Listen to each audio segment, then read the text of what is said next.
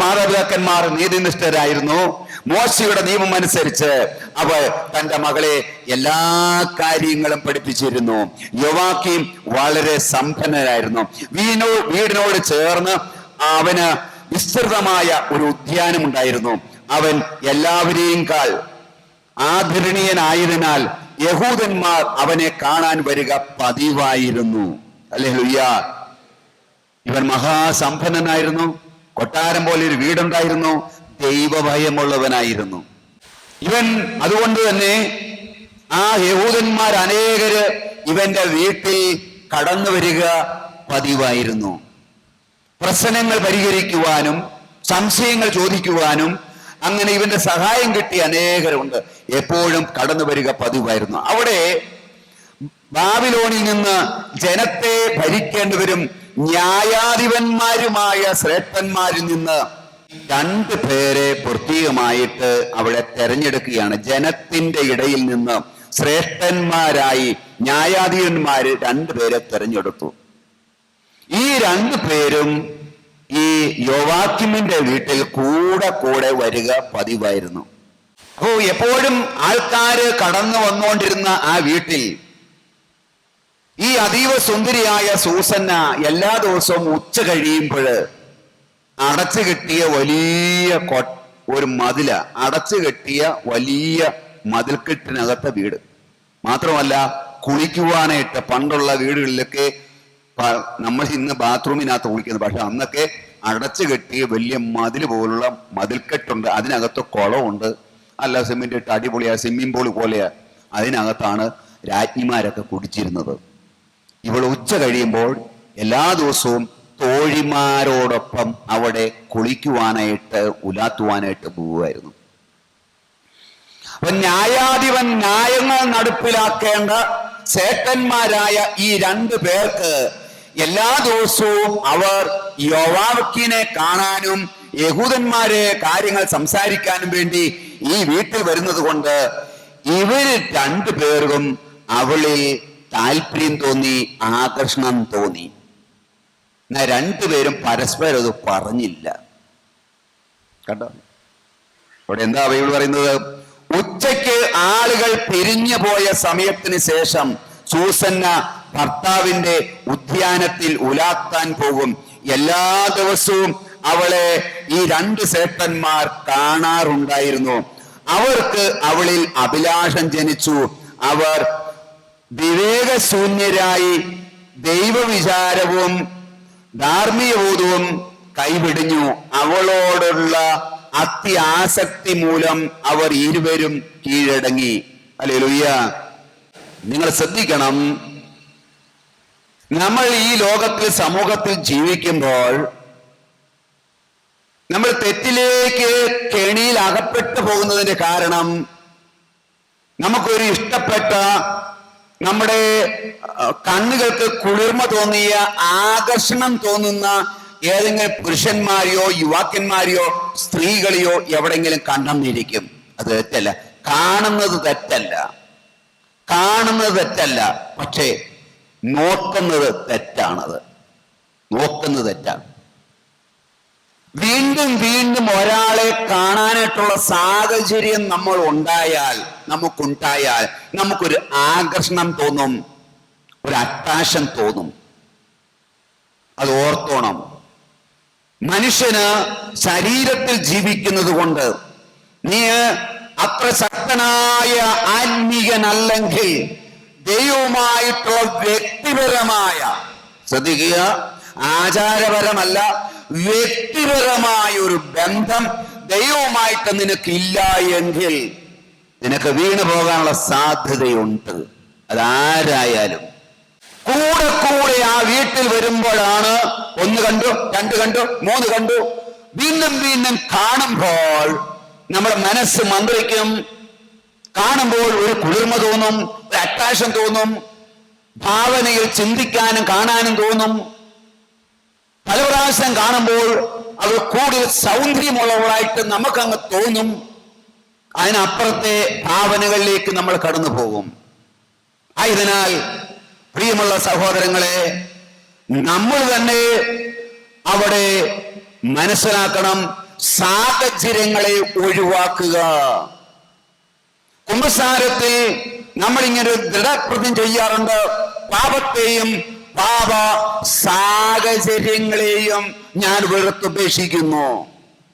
സത്യത്തിൽ എത്ര പേര് പാപത്തെ വെറുത്തുപേക്ഷിക്കുന്നുണ്ട്? പാപ സാഹചര്യങ്ങളെ വെറുക്കുന്നുണ്ട്. പാപത്തെ വെറുക്കുന്നുണ്ടെന്ന് പറയുമ്പോഴും സാഹചര്യങ്ങൾ ഇപ്പോഴും നമ്മൾ വിട്ടുപേക്ഷിക്കാൻ നമുക്ക് മടിയാ. നമ്മൾ വീണ്ടും ആ സാഹചര്യത്തിലോട്ടാണ് പോകുന്നത്. സാഹചര്യങ്ങളെ അവോയ്ഡ് ചെയ്യാൻ നമുക്ക് ഇഷ്ടമില്ല. സാഹചര്യങ്ങളിൽ നിന്ന് അകന്നു ജീവിക്കാൻ നമുക്ക് ഇഷ്ടമില്ല. ആ സാഹചര്യത്തിലോട്ട് തന്നെയാണ് നമ്മൾ പോയിക്കൊണ്ടിരിക്കുന്നത്.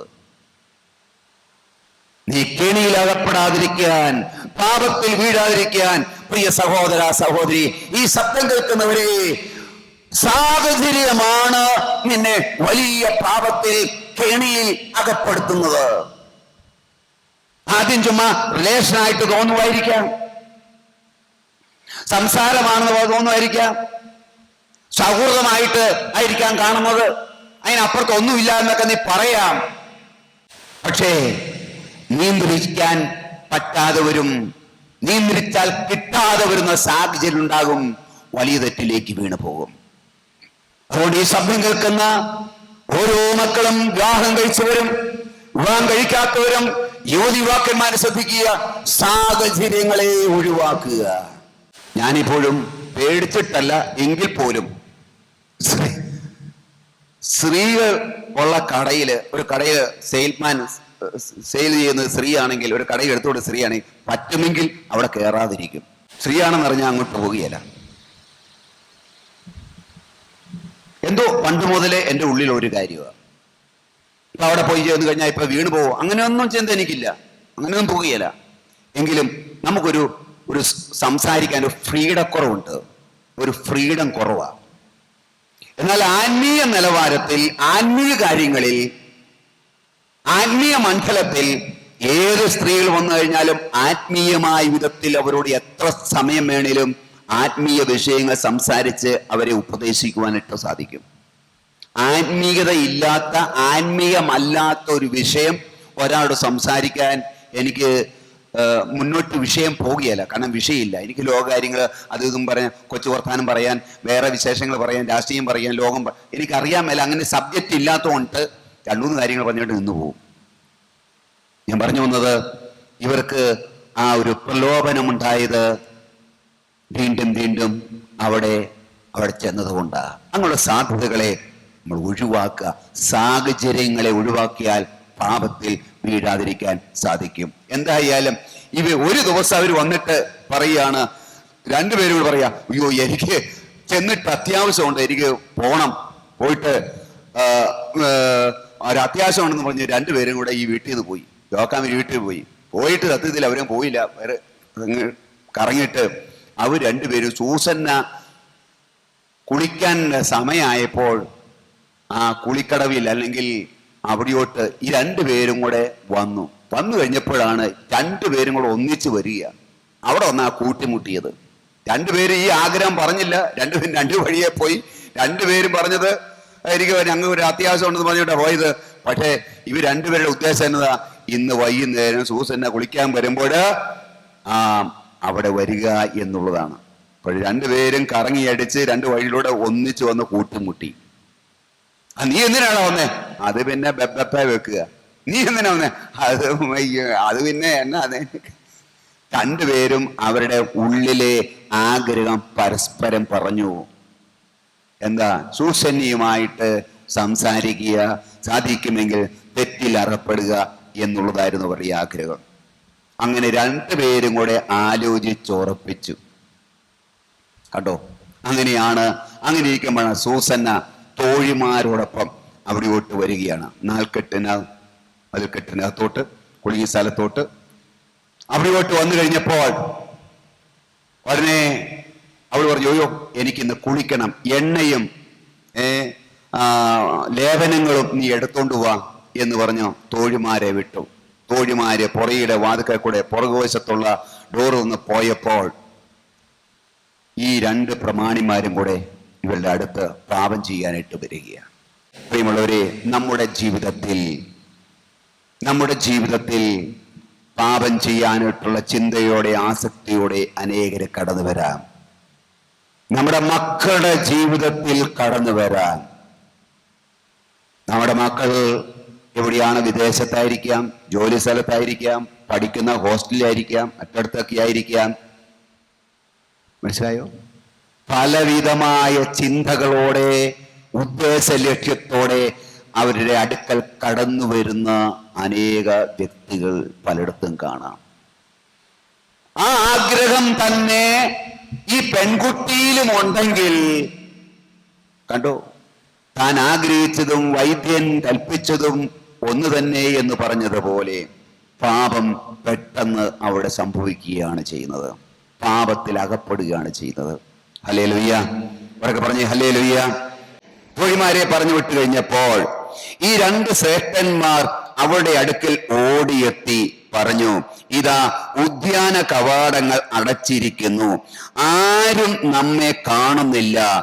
ഞങ്ങൾ നിന്നെ സ്നേഹിക്കുന്നു, അതുകൊണ്ട് നീ മടി കൂടാതെ ഞങ്ങളോടൊത്ത് ശയിക്കുക. ഇവർ രണ്ടുപേരും എന്താ പറഞ്ഞത്? ആരും നമ്മളെ കാണുന്നില്ല. ഇതാ മണ്ടന്മാരുടെ ചിന്ത, ബുദ്ധിയില്ലാത്തവരുടെ ചിന്ത, ബുദ്ധി കെട്ടവരുടെ ചിന്ത. ദൈവഭയമില്ലാത്ത ഏതൊരു വ്യക്തിയുടെ വായിൽ ആദ്യം വരുന്നൊരു കാര്യം ഇതാണ്: ആരും നമ്മളെ കാണുന്നില്ല, ഞാൻ ഒറ്റയ്ക്കാണ് എന്നുള്ളതാണ്. ഇതാണ് ഒരു അവിശ്വാസിയുടെ ലക്ഷണം. ദൈവഭയം ഇല്ലാത്ത ഒരു വ്യക്തിയുടെ ഉള്ളിൽ നിന്ന് പുറത്തോട്ട് വരുന്ന ചിന്തയും വാക്കും ഇതാണ്. അതുകൊണ്ടാണ് എല്ലാ വ്യക്തികളും ഏത് സാഹചര്യത്തിലും പാപം ചെയ്യുന്നതും ദൈവകൽപ്പന ലംഘിക്കുന്നതിന്റെയും കാരണം ആരും നമ്മളെ കാണുന്നില്ല എന്ന മൂഢമായ ചിന്ത കൊണ്ട്. ആരും നമ്മളെ കാണുന്നില്ല. നമ്മൾ മനസ്സിലാക്കേണ്ട ഒരു കാര്യം, ഒരിക്കലും ഒരു വ്യക്തി ഏകാന്തത അനുഭവിക്കുന്നില്ല, ഏകനല്ല. ഒരു വ്യക്തി ഒരിക്കലും ഏകനല്ല, അവനോടൊപ്പം സർവശക്തനായ ദൈവമുണ്ട്. ചേട്ടത്തൊക്കെ CCTV അവിടെ വെച്ചിട്ടുണ്ട്. നമ്മളിത് കാണാൻ വേണ്ടിയിട്ട് അവിടെ എഴുതി വെച്ചിട്ടുണ്ട്, നിങ്ങൾ CCTVയുടെ നിരീക്ഷണത്തിലാണ്, പരിധിക്കുള്ളിലാണ് എന്നൊക്കെ എഴുതിയിട്ടുണ്ട്. ആ ക്യാമറ കാണുമ്പോഴാ ചിലരൊക്കെ ഒന്ന് പമ്മുന്നത്, ഒന്ന് ചുവയൊന്ന് നിൽക്കാനായിട്ടൊക്കെ ശ്രമിക്കുന്നത് അല്ലേ. പരസ്യമായിട്ട് എവിടെയെങ്കിലും ചിലപ്പോൾ മൂത്രം ഒഴിച്ചുകൊണ്ടിരിക്കുമ്പോഴാണ് ചുമ്മാ അവനിങ്ങനെ പാടി നോക്കിക്കൊണ്ടായിരിക്കും ഒഴിച്ചുകൊണ്ടിരിക്കുക. അന്നേരം ക്യാമറ കാണും, പെട്ടെന്ന് അവനൊരു ഞെട്ടലും ഒരു തിരിയും ഒക്കെയാ അല്ലേ. അപ്പൊ ക്യാമറ ഉണ്ടെങ്കിൽ നമ്മുടെ സ്വഭാവം മാറും, നമ്മുടെ ജീവിതത്തിനൊരു വ്യത്യാസം ഉണ്ടാകും. ക്യാമറ ഇല്ലെങ്കിലോ നമ്മൾ തോന്നുന്ന ജീവിതമായിരിക്കും, ക്രമം പെട്ട ജീവിതമായിരിക്കും നമ്മൾ ചെയ്യുന്നത്. കാരണം ആരും എന്നെ കാണുന്നില്ല. എന്നാൽ ഈ ശബ്ദം കേൾക്കുന്ന ഓരോ മകനും മകളും മനസ്സിലാക്കുക, നിന്നെ കാണുന്ന ഒരു വ്യക്തിയുണ്ട്. ദൈവത്തിൽ നിന്ന് ഓടിയൊളിക്കാനോ ദൈവത്തെ മറച്ചു വെച്ചുകൊണ്ട് ഒന്നും ചെയ്യാനോ കാട്ടുവാനോ ഒരു വ്യക്തിക്കും സാധ്യമല്ല. ദൈവത്തിന്റെ കണ്ണ് CCTV ക്യാമറ പോലെയാണ്. നീ ഇരുട്ടത്ത് വെച്ച് ചെയ്യുന്നതും ദൈവത്തിന് ഇരുട്ടല്ല, മറയത്ത് വെച്ച് ചെയ്യുന്നതും ദൈവത്തിനൊരു മറയേ അല്ല. നാം എപ്പോഴും ഒരു വിശ്വാസി മനസ്സിലാക്കേണ്ട കാര്യം, എന്റെ കർത്താവ് എന്റെ കൂടെയുണ്ട്. പള്ളിക്കകത്ത് വരുമ്പോൾ നമ്മൾ ഭക്തി കാണിക്കുന്നു, പള്ളിക്കകത്ത് വരുമ്പോൾ നമ്മൾ തലകുനിക്കുന്നു, കൈകൂപ്പുന്നു. കാരണം എന്താ? ദൈവം ഇവിടെ ഉണ്ട് എന്നുള്ളൊരു വിശ്വാസം നമ്മുടെ അകത്തുണ്ട്. അപ്പോൾ തന്നെ നമുക്കൊരു വിശ്വാസമുണ്ട്, പുറത്തിറങ്ങുമ്പോൾ ഈ ദൈവം അവിടെ ഇല്ല എന്ന്. പള്ളി കാണുമ്പോൾ ഭക്തി കാണിക്കുന്നു, കുരിശു വരയ്ക്കുന്നു, തല കുനിക്കുമ്പോൾ തന്നെ പുറത്തോട്ടിറങ്ങുമ്പോൾ നമ്മൾ തോന്നുന്നപടി ജീവിക്കുന്നതിന്റെ കാരണം നമുക്കൊരു വിശ്വാസമുണ്ട്, പള്ളിയിലിരിക്കുന്ന ദൈവം ഇവിടെ ഇല്ല. അതുകൊണ്ടാണ് പുറത്തോട്ട് ഇറങ്ങുമ്പോൾ മരച്ചോട്ടോട്ട് വേണം ബീഡി വഹിക്കുന്നതിന്റെ കാരണം, വീട്ടോട്ട് ചെല്ലുമ്പോൾ മദ്യപിക്കുന്നതിന്റെ കാരണം, ഓഡിറ്റോറിയത്തോട്ട് ചെല്ലുമ്പോൾ പുറകിലിരുന്ന് കുടിക്കുന്നതിന്റെ കാരണം, തോന്നുന്നത് കാണുന്നതിന്റെ കാരണം എന്താ? ഇവിടെ ദൈവം ഇല്ല. പള്ളിയിലുള്ള ദൈവത്തെ നമ്മൾ സക്രാരി വെച്ച് പൂട്ടിവെച്ചിരിക്കുക. അപ്പൊ അങ്ങനെ ഒരു വിശ്വാസം നമ്മുടെ ഉള്ളിൽ ഒരു ധാരണ കയറിയിട്ടുണ്ട്. ദൈവവിളിയുള്ള ഭക്തിയുള്ള സ്ഥലത്ത്, വിശുദ്ധമായ സ്ഥലത്ത്, പള്ളിയിലെ ധ്യാന കേന്ദ്രത്തിലെ കപ്പേളകളിലാണ് ദൈവത്തെ നമ്മൾ കാണുന്നത്. ദൈവത്തെ അവിടെ വെച്ചിരിക്കുക. പള്ളിയിൽ നിന്ന് കഴിഞ്ഞ് ഇറങ്ങുമ്പോൾ നമ്മൾ പറയും അടുത്ത ദിവസം നമുക്ക് കാണാം, അല്ലെങ്കിൽ അടുത്ത സൺഡേ നമുക്ക് കാണാം. ഓക്കെ, അപ്പൊ നമ്മുടെ എല്ലാവരും ഉള്ളിൽ ഒരു ചിന്തയുണ്ട്, പള്ളിയിലിരിക്കുന്ന ദൈവം, സ്വർഗത്തിലിരിക്കുന്ന ദൈവം എന്റെ കൂടെ ഇല്ല. അതുകൊണ്ടാണ് പള്ളിയിൽ കാണിക്കാത്ത എല്ലാ പ്രവൃത്തികളും പുറത്തിറങ്ങുമ്പോൾ, വഴി ചെല്ലുമ്പോൾ, തെരുവിൽ ചെല്ലുമ്പോൾ, ജോലി സ്ഥലത്ത് ചെല്ലുമ്പോൾ, വീട്ടിൽ വരുമ്പോൾ, കല്യാണത്തിന് ചെല്ലുമ്പോൾ നമ്മൾ കാട്ടിക്കൂട്ടുന്നതിന്റെ കാരണം പള്ളിക്കകത്ത് ചെയ്യാൻ പറ്റിയല്ല. അതുകൊണ്ട് പള്ളി ചെയ്യാൻ പറ്റാത്തതൊക്കെ പുറത്ത് ചെയ്യുന്നു കേട്ടോ. എന്റെ സഹോദര, ഈ ഒരു ക്രിസ്ത്യാനിക്ക് പറഞ്ഞിട്ടുള്ള കാര്യമല്ല, ഇത് വിജാതിയൻ ചെയ്തോട്ടെ. ഒരു ദൈവ പൈതലിന് രണ്ട് കാല് രണ്ട് വഞ്ചിയിൽ വെക്കാൻ പറ്റുകയില്ല. ജീവിക്കുന്ന സക്രാരിയാണ് ഒരു ദൈവ പൈതൽ, ചലിക്കുന്ന സക്രാരി. മരിച്ചുപോയ പീറ്റർ ഊരാളി അച്ഛൻ പറയുമായിരുന്നു, അച്ഛൻ്റെ കൂടെ പല പ്രാവശ്യം ഞാൻ ധ്യാനത്തിന് പോയിട്ടുള്ളതാ. കുർബാനയുടെ സമയത്തായാലും സുവിശേഷം വായിച്ചിട്ട് എന്നോട് പറയും, തോമസേ നീ പ്രസംഗിക്കാൻ പറയും, ഹോമിലി ഞാൻ അർപ്പിച്ചിട്ടുണ്ട് പല പ്രാവശ്യം. അച്ഛൻ പറയും, ജീവിക്കുന്ന സക്രാരിയാണ് ഓരോ വിശ്വാസിയും. അവൻ ചലിക്കുകയാണ്, പുറത്തോട്ട് സമൂഹത്തിലോട്ട് നടക്കുകയാണ്. അവൻ സക്രാരിയ, അവന്റെ അകത്ത് ദൈവം ജീവിക്കുന്നു. The temple of God. അപ്പൊ പള്ളിക്കകത്ത് പറയാത്ത വാക്കുകള്, പ്രവൃത്തികള് ഒക്കെ പുറത്ത് ഇറങ്ങുമ്പോൾ, സമൂഹത്തിൽ ചെല്ലുമ്പോൾ, വീട്ടുകാരുടെ അടുക്കല്, കൂട്ടുകാരുടെ അടുക്കൽ നമ്മൾ ഉപയോഗിക്കുന്നതിന് കാരണം ഒരു അബദ്ധ ധാരണ നമ്മുടെ അകത്ത് കടന്നുകൂടിയിട്ടുണ്ട്. ദൈവം ഇവിടെ ഇല്ല, അതുകൊണ്ട് നമുക്ക് ചില സോഷ്യലായിട്ട് എന്നാ പാപം ചെയ്താലും കുഴപ്പമില്ല എന്ന്. ഇവൻ ഇവിടെ രണ്ടുപേര് പറയുക, ആരും നമ്മളെ കാണുന്നില്ല, അതുകൊണ്ട് നീ സമ്മതിക്ക്, നമുക്ക് ഈ പാപം ചെയ്യാം. നമ്മൾ പാപം ചെയ്യുന്നതിൻ്റെയൊക്കെ ഒരു റീസൺ ഇതല്ലേ, പാപം ചെയ്യുന്ന ആ വ്യക്തി ഞാനും മാത്രമേ അറിയുന്നുള്ളൂ. കുടിക്കുന്ന രണ്ടുപേര് കുടിച്ചാൽ നമ്മൾ മാത്രമല്ലേ അറിയുന്നുള്ളൂ. ഭക്തിയൊക്കെ പള്ളി വെച്ചാ പോരെ, പള്ളിയിൽ വെച്ചാ പോരെ. പള്ളി ഭക്തിയും പ്രാർത്ഥനയും വിശുദ്ധിയൊക്കെ അത് പള്ളി കാണുമ്പോൾ മതി, പുറത്തു വേണ്ട. നമ്മുടെ അകത്ത് അറിയാതെ നാളുകൾ കൊണ്ട് ക്രിയ ചെയ്യപ്പെട്ട കാര്യമായത്. പ്രിയ സഹോദരങ്ങളെ, സഹോദരിമാരെ, ഓരോ ദൈവ പൈതലിനും എന്നും എപ്പോഴും എനി ടൈം ഒരു ഓർമ്മ വേണം, എന്റെ കർത്താവ് എന്റെ കൂടെയുണ്ട്, അവൻ എന്നെ കാണുന്നു, എന്റെ ദൈവം എന്നെ കണ്ടുകൊണ്ടിരിക്കുന്നു. അതുകൊണ്ട് അതാണ് ദൈവഭയം എന്ന് പറയുന്നത്. ഈ ദൈവഭയമുള്ളവൻ ഒരിക്കലും പള്ളിക്കകത്ത് ചെയ്യാൻ മടിക്കുന്ന ഒരു കാര്യം ഒറ്റയ്ക്കിരിക്കുമ്പോഴും ചെയ്യല, വീട്ടിൽ വെച്ചും ചെയ്യല, കൂട്ടുകാരുടെ അടുക്കൽ ചെയ്യല. അവൻ തെറി പറയല, ചീത്ത പറയല, കള്ളു കുടിക്കുകയല്ല, അതിരിക്കുകയല്ല. നിന്റെ തലമുറയെ അനുഗ്രഹിക്കപ്പെടണമെങ്കിൽ ഞാൻ പറയട്ടെ, തുറന്നു പറയട്ടെ, നിന്റെ മക്കളുടെ തലമുറ അനുഗ്രഹം എന്ന് പറയുന്നത് നിങ്ങൾ വിചാരിക്കരുത് മെറ്റീരിയൽ ആണെന്ന്.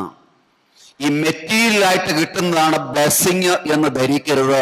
നമ്മുടെയൊക്കെ ഉള്ളിൽ ധാരണയുണ്ട്, കാറ് കിട്ടുന്നത് അനുഗ്രഹമാണ്, വീട് വെക്കുന്നത് അനുഗ്രഹമാണ്, 2 നില വീട് വെച്ചാൽ കുറച്ചും കൂടി അനുഗ്രഹമാണ്, 10 സെന്റ് സ്ഥലം കൂടെ വാങ്ങിച്ചാൽ അനുഗ്രഹമാണ്, പിള്ളേര് UK പോയാൽ അനുഗ്രഹമാണ്. ഇങ്ങനെ മെറ്റീരിയൽ ആയിട്ടുള്ളതാണ് ബ്ലെസ്സിങ് എന്ന് ധരിക്കരുത്. ഇതൊക്കെ എടുക്കപ്പെടാം. ഇത് ദൈവത്തിന്റെ അനുഗ്രഹമല്ല. ദൈവം ഇല്ലാത്തവർക്കും വിശ്വാസം ഇല്ലാത്തവർക്കും ഇതിനേക്കാളും കൂടുതൽ സമ്പത്തുണ്ട്. അംബാനിക്ക് എന്നാ യേശുവിൽ വിശ്വസിച്ചിട്ടാണ് അംബാനി കാശുകാരനായത്, അദാനി കാശുകാരനായത്? ദൈവത്തിൽ വിശ്വസിച്ചിട്ടാണോ? അല്ലല്ലോ. പ്രാർത്ഥിച്ചിട്ടാണോ? അല്ലല്ലോ. അപ്പോ ദൈവം ഇല്ലാത്തവർക്കും ദൈവ പ്രാർത്ഥന ഇല്ലാത്തവർക്കും സമ്പത്തൊക്കെ ഉണ്ട്. അപ്പൊ ബ്ലെസ്സിങ് എന്ന് ബൈബിൾ പറയുന്ന ബ്ലെസ്സിങ് സ്പിരിച്വലാണ്, ആത്മീയമാണ്. ദൈവത്തിൽ നിന്ന് വരുന്ന അനുഗ്രഹം എന്ന് പറയുന്നത് എപ്പോഴും ആത്മീയതയുമായി ബന്ധപ്പെട്ടാണ്.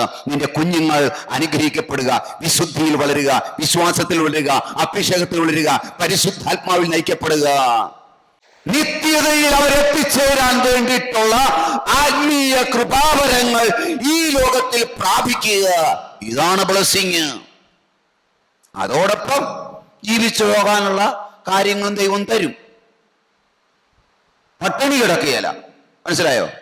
എനിക്ക് 8 പിള്ളേരുണ്ട്, 8 മക്കളുണ്ട്. ഞാൻ പട്ടിണിയല്ല, ഇന്നവരെ ഞാൻ പട്ടിണി കിടന്നിട്ടില്ല. ജീവിതത്തിൽ ഇന്നവരെ യേശുവിനെ കണ്ടുമുട്ടിയതിന് ശേഷം 40 വർഷമായിട്ട് ഒരാളോടും ഒരു 10 രൂപ തരാവോ എന്ന് ഞാൻ ചോദിച്ചിട്ടില്ല. ഇന്നേ വരെ ഒരാളോട് കടം വാങ്ങിയിട്ടില്ല, ചോദിച്ചിട്ടില്ല. അനേകർക്കും ഞാൻ കൊടുത്തിട്ടുണ്ട്. അത് പരസ്യമായിട്ടല്ല, രഹസ്യമായിട്ട്. ഞാൻ പറഞ്ഞു വന്നത്, എൻ്റെ കർത്താവ് എന്നെ കാണുന്നു എന്ന ചിന്ത ഓരോ മക്കൾക്കുണ്ടായാൽ, ഞാൻ ഒറ്റയ്ക്കല്ല, എനിക്ക് ഒറ്റയ്ക്ക് എങ്ങും പോകാൻ പറ്റുകയില്ല, അവൻ എൻ്റെ കൂടെയുണ്ട്. ഈ ബോധ്യം ഉണ്ടെങ്കിൽ ഒരുവനും പാപം ചെയ്യാൻ പറ്റുകയില്ല, അവന് കുടിക്കാൻ പറ്റുകയില്ല. ഞാൻ കുടിച്ചിട്ട് 40 വർഷമായി കുടിച്ചിട്ട്. അതിനു മുമ്പായാലും 1 പ്രാവശ്യമേ കുടിച്ചിട്ടുള്ളൂ. 10ാം ക്ലാസ് കഴിഞ്ഞപ്പോൾ കൂട്ടുകാരെല്ലാം എന്നെ കൊണ്ടുപോയി. അവൻ്റെ സന്തോഷത്തിന് അവൻ്റെ ഏൽവയിൽ വാങ്ങിച്ചു തന്നു. 1 പ്രാവശ്യം കുടിച്ചിട്ടുള്ളൂ. അത് കഴിഞ്ഞപ്പോൾ ഞാൻ ധ്യാനം കൂടി. അതുകൊണ്ട് ആ കൂട്ടുകെട്ട് ഞാൻ ഉപേക്ഷിച്ചു. ആ കൂട്ടുകെട്ടിൽ തുടർന്നിരുന്നെങ്കിൽ ഞാൻ വലിയ കുടിയനായി മാറിയാന്. പിന്നെ ഇന്നേ വരെ രണ്ടാമതൊന്നും ഞാൻ മദ്യപിച്ചതെന്ന് ഞാൻ കുമ്പസാരത്തിൽ ഞാൻ പറഞ്ഞിട്ടില്ല. പുകവലിച്ചെന്ന് രണ്ടാമത് ഞാൻ പറഞ്ഞിട്ടില്ല. മാനസാന്തരം എന്ന് പറയുന്നത് അതാ. എല്ലാ ആഴ്ചയും ഉപേക്ഷിച്ച് തന്നെ എന്ന് പറയുന്നതല്ല മാനസാന്തരം. ഈ ഒരു ഉറച്ച തീരുമാനം ഇവിടെ എന്തിനാ? എൻ്റെ കുഞ്ഞുങ്ങൾ അനുഗ്രഹിക്കപ്പെടണം, എൻ്റെ കുഞ്ഞുങ്ങൾ അനുഗ്രഹിക്കപ്പെടണമേ, തലമുറ അനുഗ്രഹിക്കപ്പെടണം. അനുഗ്രഹിക്കപ്പെടാൻ ഞാൻ ആദ്യം അനുഗ്രഹിക്കപ്പെടണം. എനിക്ക് വിശ്വാസം ഉണ്ടെങ്കിലേ എൻ്റെ മക്കൾക്ക് വിശ്വാസം പകർന്നു കൊടുക്കാൻ പറ്റൂ. ഇവര് പറഞ്ഞതാ എന്നതാ, എടാ ആരും ഇല്ല മോളെ, നീ സമ്മതിക്ക്. വിശ്വാസം ഇല്ലാത്ത പെണ്ണാണെങ്കിൽ സമ്മതിക്കും. എന്താ ഇവിടെ വന്ന് എഴുതിയിരിക്കുന്നത്? ആര് നമ്മളെ കാണുന്നില്ല, ഞങ്ങൾ നിന്നെ സ്നേഹിക്കുന്നു. കണ്ടോ, സ്നേഹത്തിന്റെ വാക്ക് അപ്പോഴും പറയുന്നത്. അതുകൊണ്ട് നീ മടി കൂടാതെ നിങ്ങൾ സമ്മതിക്കുക, സഹിക്കുക. നീ വിസമ്മതിച്ചാൽ, കണ്ടോ, ആദ്യം പ്രോത്സാഹനം, പാരിതോഷികം.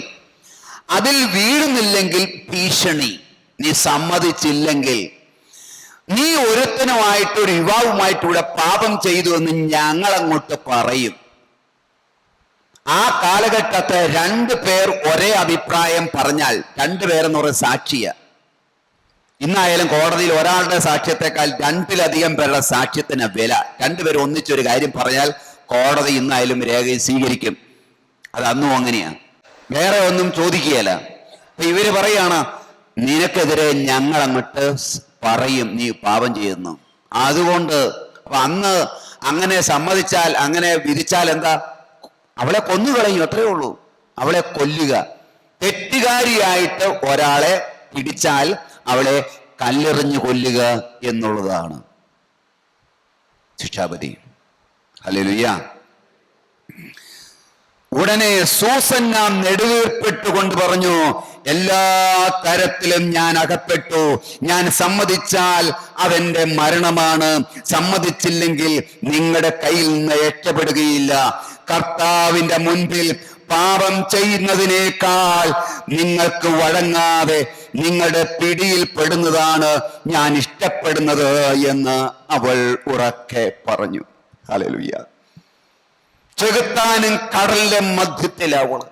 ഞാൻ സമ്മതിച്ചാൽ ഞാൻ പാപം ചെയ്യുന്നു, സമ്മതിക്കാതിരുന്നാലോ അപ്പോഴും അവര് കള്ളസാക്ഷ്യം പറഞ്ഞ് എന്നെ തൂക്കിലേറ്റി. സമ്മതിച്ചാൽ ഞാൻ പാപത്തിന്റെ അടിമയായി, എന്റെ ശരീരം പോയി, വിശുദ്ധി പോയി, എന്റെ ആത്മാവ് നഷ്ടപ്പെട്ടു. അവൾ ഉറക്ക നിലവിളിച്ചു. അവളൊരു ഉറച്ച തീരുമാനമെടുത്തു.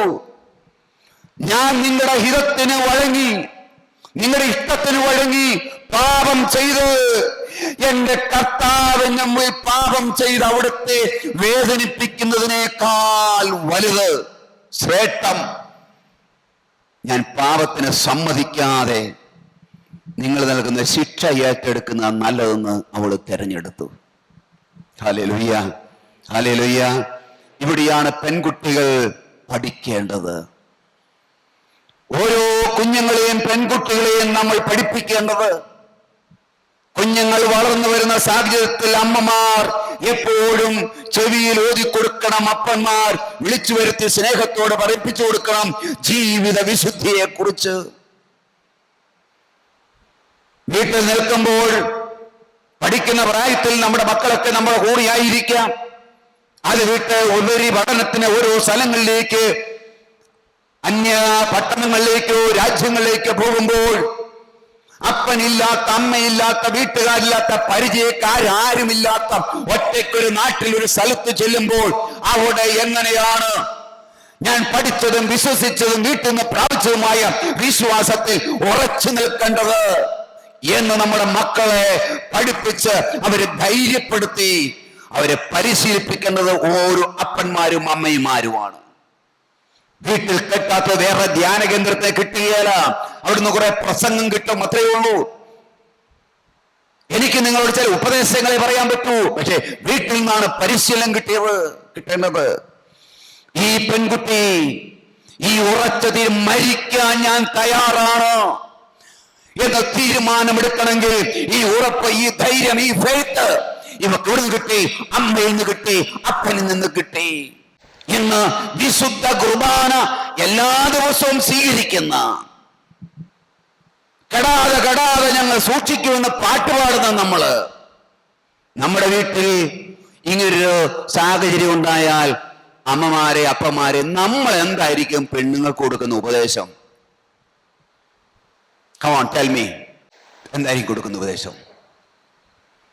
നിന്റെ മുമ്പിൽ ഇനിയും ജീവിതം ഒത്തിരി ഉണ്ടല്ലോടി, ജീവിതമില്ലേ ഇനിയും ഒത്തിരി നിന്റെ മുൻപിൽ, അല്ലേ? അപ്പൊ ജീവിക്കാൻ വേണ്ടി നാളെയും പ്രമാണങ്ങൾ മാറ്റിവെക്കും, കൽപ്പനകൾ മാറ്റിവെക്കും, ഉപദേശം മാറ്റിവെക്കും, വിശ്വാസം മാറ്റിവെക്കും, ഭക്തി മാറ്റിവെക്കും, ദൈവത്തെ മാറ്റിവെക്കും നമ്മൾ. എന്നിട്ട് പള്ളിയിൽ നമ്മൾ വരുമ്പോൾ എന്നാ ഭക്തിയാ! എല്ലാ ആചാരാനുഷ്ഠാനങ്ങളും, നൊവേനയും, പരിപാടിയും, ഭക്തിയും, കൊന്തയും, എല്ലാ കാര്യങ്ങളും, പെരുന്നാളും എല്ലാം നമുക്കുണ്ട്. ഈ പെൺകുട്ടി അവൾ പറഞ്ഞു, എല്ലാവിധം ഞാൻ അകപ്പെട്ടു, എങ്കിലും എൻ്റെ ദൈവത്തിനെതിരെ ഞാൻ പാപം ചെയ്യല. നിങ്ങൾ മനസ്സിലാക്കേണ്ട കാര്യം, നിങ്ങൾ ഏത് പാപം ചെയ്താലും അത് ദൈവത്തിനെതിരെയുള്ള പാപമാണ്. വ്യക്തികൾക്കെതിരെ നിങ്ങൾ ഒരാളെ ഇടിച്ചു, അത് ആ വ്യക്തിക്കെതിരെ, ദൈവത്തിനെതിരെ പാപം. ഒരാളെ നിങ്ങൾ തെറി പറഞ്ഞു, ആ വ്യക്തിയല്ല നിങ്ങൾ തെറി പറഞ്ഞത്, ആത്യന്തികമായി ഇത് ചെന്ന് നിൽക്കുന്നത് ദൈവത്തിലായി എത്തിച്ചേരുന്നത്. ഒരാളെ വഞ്ചിച്ചു, പറ്റിച്ചു, ഇത് ദൈവത്തിനെതിരെ ചെയ്യുന്ന പാപമാ. ഞാനോ നിങ്ങളോ ചെയ്യുന്ന ഏതൊരു പാപവും അത് ദൈവത്തിനെതിരെയുള്ള പാപമാണ്. ഇത് മനസ്സിലാക്കണമെങ്കിൽ ദൈവകൃപ വേണം നമുക്ക്. സൂസന്ന ഉച്ചത്തിൽ നിലവിളിച്ചു. ആ ശ്രേഷ്ഠന്മാർ അവൾക്കെതിരെ അട്ടഹസിച്ചുകൊണ്ട് അവരിൽ ഒരാൾ ഓടിച്ചെന്ന് ഉദ്യാനത്തിന്റെ വാതിൽ തുറന്നു. ഉദ്യാനത്തിൽ നിന്ന് അട്ടഹാസം കേട്ടപ്പോൾ സൂസയ്ക്ക് എന്തോ സംഭവിച്ചു എന്ന് കരുതി ആ വീട്ടിലെ വേലക്കാരെല്ലാവരും ആ ഉദ്യാനത്തോട്ട് ഓടി വന്നു. അപ്പോൾ ശ്രേഷ്ഠന്മാർ വിളിച്ചു പറഞ്ഞ കഥ കേട്ട് വേലക്കാർ അത്യന്തം ലജ്ജിച്ചു പോയി. ഇത്തരത്തിലൊന്നും ഒരിക്കലും സൂസന്നെ പറ്റി അവർ കേട്ടിരുന്നില്ല. വേലക്കാരും പണിക്കാരെല്ലാം ഓടിക്കൂടിയപ്പോൾ ഇവര് മെനഞ്ഞുണ്ടാക്കിയ കഥ അവരോട് പറഞ്ഞു. അത് കേട്ട് അവരെല്ലാവരും അത്ഭുതപ്പെട്ടുപോയി. ഈ സൂസനെ കുറിച്ച് അവരാരും ഇങ്ങനെ കേട്ടിട്ടില്ല. നമ്മെക്കുറിച്ച് കേൾക്കാൻ പാടില്ലാത്തത് കേൾക്കാതിരിക്കട്ടെ. നീ എവിടെ പോകുമ്പോഴും നിന്നെ കുറിച്ച് കേൾക്കാൻ പാടില്ലാത്തത് ഒന്നും കേൾക്കാൻ ഇടവരരുത്. നീ ഒരു മദ്യപാനിയാണ്, കുടിയനാണ്, കേൾക്കാൻ ഇടവരരുത്. അപ്പൊ കുടിക്കാത്ത പിള്ളേരെ കിട്ടാനില്ല അല്ലേ? ഒരു വിവാഹാലോചന വരുവാണെങ്കിൽ നമ്മുടെ രൂപതയിൽ നല്ല പഠിപ്പുള്ള പെൺകുട്ടികളുണ്ട്, പഠിപ്പുള്ള നാട്ടിൽ ജോലിയുള്ള ടീച്ചർമാരുണ്ട്. എനിക്കറിയാവുന്ന അവര് കാത്തിരിക്കുന്നത് മദ്യപിക്കാത്ത ഒരു ജോലിയുള്ള ഒരു ചെറുക്കനെ ആണ് അന്വേഷിക്കുന്നത്. പക്ഷെ കുടിക്കാത്തൊരു ചെറുക്കനില്ല. കണ്ടോ, പഠിപ്പുണ്ട്, വിവരമുണ്ട്, ടീച്ചർമാരാ അവര്. പക്ഷെ അവർക്ക് പറ്റിയ ചെറുക്കൻ നാട്ടിലില്ല. എന്തേ? നമ്മൾ വലിയ പാരമ്പര്യത്തിന്റെ ഒക്കെ പേര് പറയുമല്ലോ. കൂട്ടുകൂടാനും തുള്ളാനും ഒക്കെ ആൾക്കാരുണ്ട്, നല്ലതാ, കുഴപ്പമില്ലടാ, എല്ലാം പറയുന്നുണ്ട്. നിത്യതയിൽ കണക്ക് കൊടുക്കേണ്ടി വരും. മരിക്കുമ്പോൾ അച്ഛൻ വന്ന് ഒരു ചരമപ്രസംഗം നടത്തുമ്പോൾ നമ്മളൊക്കെ പുളകമണിയും. ചരമപ്രസംഗം പുളകമണിയും നമ്മളൊക്കെ, അല്ലേ? ഏറ്റവും കൂടുതൽ അച്ഛന്മാര് നുണ പറയുന്നത് ഈ ചരമപ്രസംഗ സമയത്താണ്. അച്ഛന്മാര് ക്ഷമിക്കണം. ആ പ്രസംഗം കേൾക്കുമ്പോൾ ആ വ്യക്തി ഏറ്റവും അടുത്തറിയാവുന്നവര് ചിന്തിക്കും, ഈ മരിച്ചു കിടക്കുന്ന ആളെ കുറിച്ച് തന്നെയാണോ അച്ഛൻ ഈ പ്രസംഗിക്കുന്നതെന്ന്. ചൊവ്വേ നേരെ കൃത്യമായിട്ട് പറഞ്ഞാൽ അവിടുന്ന് അടി കിട്ടും. അതുകൊണ്ടാണ് പറയാത്തത്. അങ്ങനെ പറയാവുള്ളൂ. പക്ഷേ നമ്മൾ മനസ്സിലാക്കേണ്ട കാര്യം, പറയുമ്പോഴൊരു ഒരു മരണമുണ്ട്, മരണത്തിന് ശേഷം ഒരു അന്ത്യവിധിയുണ്ട്, മരണാനന്തര ജീവിതമുണ്ട്. Hallelujah, hallelujah, praise the Lord. ശ്രദ്ധിക്കുക, അടുത്ത ദിവസം അവളെ ഭർത്താവായ യോവാക്കിമിന്റെ വീട്ടിൽ ആളുകൾ ഒന്നിച്ചുകൂടി. സൂസന്നെ കൊല്ലാനുള്ള ദുരാലോചനകളുമായി ആ ശ്രേഷ്ഠന്മാർ എത്തിച്ചേർന്നു. പിന്നെ ആൾക്കാരെല്ലാം കൂടുക, അവളെ കൊല്ലാനിട്ട് കൊണ്ടുപോവുക. എല്ലാവരും കൂടി, ഭർത്താവ് കരയുന്നു, വീട്ടുകാർ പറയുന്നു, എല്ലാം കൊണ്ടുപോകുന്നു. അപ്പോൾ പൊതുസമൂഹത്തിലേക്ക് അവളെ കൊണ്ടുവരിക. ഇനി കേൾക്കണമേ, സൂസന്ന സംസ്കൃത ചിത്തയും സുന്ദരിയുമായിരുന്നു. അവളുടെ സൗന്ദര്യം ആസ്വദിക്കാൻ വേണ്ടി മൂടുപടം മാറ്റാൻ ആ ദുഷ്ടന്മാർ ആജ്ഞാപിച്ചു. കണ്ടോ, അവൾ വളരെ സുന്ദരിയായിരുന്നു. അതുകൊണ്ട് അവളുടെ മുഖത്തുള്ള, അവളുടെ തലയിലിട്ട മൂടുപടം ഒന്ന് മാറ്റ്. എന്തിനാ? ഇവർക്ക് അവസാനമായിട്ട് അവളുടെ സൗന്ദര്യം ഒന്ന് ആസ്വദിക്കണം. അവളുടെ മൂടുപടം മാറ്റാൻ അവര് കൽപ്പിച്ചു. ഹല്ലേലൂയ. ശ്രദ്ധിക്കുക പ്രിയമുള്ളവരെ, നമ്മൾ സ്ത്രീകൾ പ്രത്യേകമായി ശ്രദ്ധിക്കുക. ദൈവഭക്തയായ ഒരു സ്ത്രീ ദേവാലയത്തിൽ വരുമ്പോൾ മൂടുപടം ഇട്ട് വേണം പള്ളിയിൽ വരാനായിട്ട്.